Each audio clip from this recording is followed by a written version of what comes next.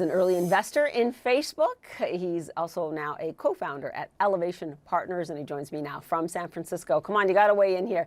Does this have a real shot at displacing Twitter? And if it does this mean that Elon Musk is the best thing that ever happened to Mark Zuckerberg?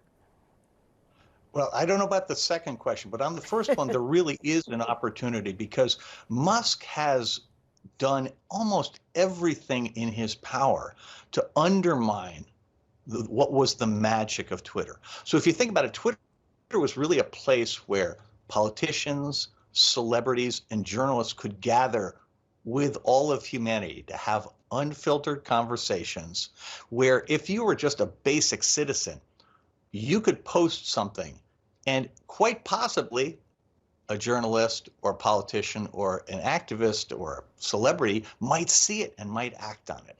And there was a chemistry in there that was caught, lightning in a bottle, over a period of years. And I think it's unbelievably difficult to replicate that.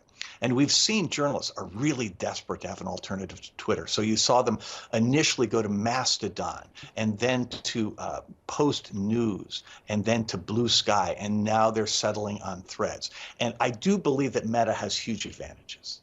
The enormous install base and the scale of Instagram make this much easier for them. But I do think they have their work cut out for it. The product today is actually pretty poor. You can't do the really important things. So Roger, beyond we journalists who I know were a desperate lot, that's what I was going to say. I went on it today. It's actually quite boring so far. Is there an idea that they may have as they continue to grow this, though, that would make it both successful and profitable because they might innovate something here, something that they would do that goes beyond what Twitter did originally? I think that's really unlikely for a variety of reasons. But I do think that that doesn't mean they can't be successful economically.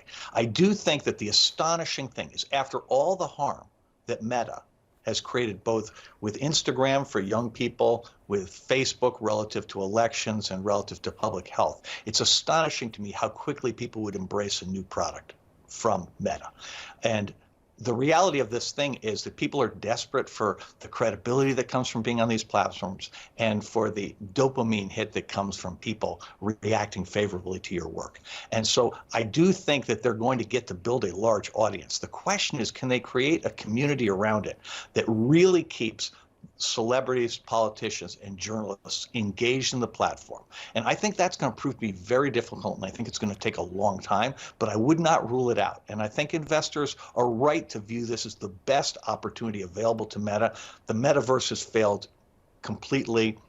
Facebook as a platform is completely mature in the core markets. Instagram is maturing. This gives it an extra life, and we'll see what happens. And yet you don't think that it's going to be able to do anything innovative in that space. So can it at least, though, perhaps be more accountable, have that moderation, have perhaps that protector in terms of not spreading disinformation that people are still looking for and that Elon Musk really doesn't seem willing to provide?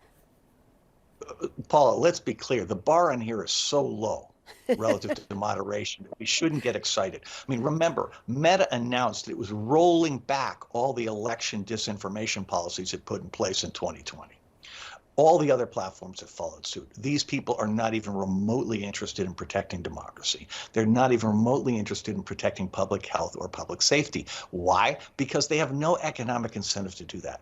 Shareholders reward them for generating earnings, not for protecting democracy, public health, or public safety. And until that changes, we can't expect their behavior to change. So no, I do not think these guys will be even remotely constructive on this. Could they be better than Musk? Maybe, but I don't think that matters. I don't think that's a distinction worth focusing on. Yeah, I laugh there because of all the studies that were done, everything that was disclosed, including in Senate and congressional hearings, you're still saying with candor that, look, don't expect anything from this crowd. I'm going to put you on the spot, Roger, though. When it comes to Twitter, so we're speaking only of Twitter, Elon Musk, his great project here. Do you think that it's risky here, that Twitter could go back into our Hall of Fame or, quite frankly, Hall of Shame when it comes to social media platforms that just blew it? Well, I do think that he has blown it, but I think it's going to be harder to kill than it looks.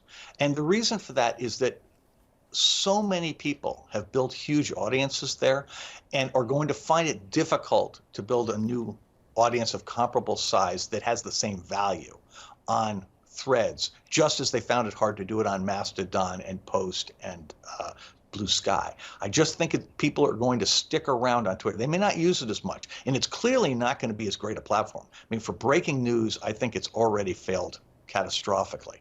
But I do think that people will stay on the platform because they have such a huge investment in it. I think it's harder to kill these things now than it was back when Facebook was starting up. So interesting. We'll certainly see what Elon Musk's next move is, because you know he's got one in his back pocket. Roger, thanks so much. Really appreciate it.